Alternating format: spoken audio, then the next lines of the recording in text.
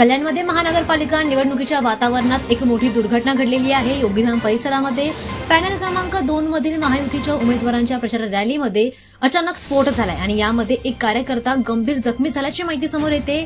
महायुतीचे आमदार दया गायकवाड, वनिता पाटील, गणेश कोट आणि अनघा देवळेकर यांच्या प्रचारासाठी ही रॅली आयोजित करण्यात आली होती। रॅली दरम्यान एका कार्यकर्त्याच्या हातातील झेंडा टाटा कंपनीच्या लोंबकळणाऱ्या विजेच्या वायरला लागल्यामुळे जोरदार स्फोट झाला आणि या स्फोटात क्षितिज पाटील नावाचा एक कार्यकर्ता गंभीर जखमी झालेला आहे आणि त्याला तातडीने रुग्णालयामध्ये उपचारासाठी दाखल करण्यात आले। सध्या त्याची प्रकृती अत्यंत चिंताजनक असल्याची माहिती समोर येते। दरम्यान या घटनेचा व्हिडिओ सोशल मीडियावर मोठ्या प्रमाणात व्हायरल होतोय आणि त्यामुळे परिसरात भीतीचं वातावरण पसरलेलं पाहायला मिळतंय। परिसरात एकच खळबळ उडाली आहे। या अपघातामुळे योगीधाम परिसरातील विजेच्या लोंबकळणाऱ्या वाहिन्यांचा प्रश्न आता पुन्हा एकदा ऐरणीवर आलाय। नागरिकांकडून यावर संताप व्यक्त केला जातोय। संबंधित यंत्रणांच्या निष्काळजीपणावर संताप व्यक्त केला जातोय। त्यामुळे नागरिकांनी यावर तातडीने कारवाई करण्याची देखील मागणी या ठिकाणी केलेली आहे। त्यामुळे आता नागरिकांमध्ये परिसरामध्ये भीतीचं वातावरण पसरलेलं कल्याणमध्ये पाहायला मिळतं।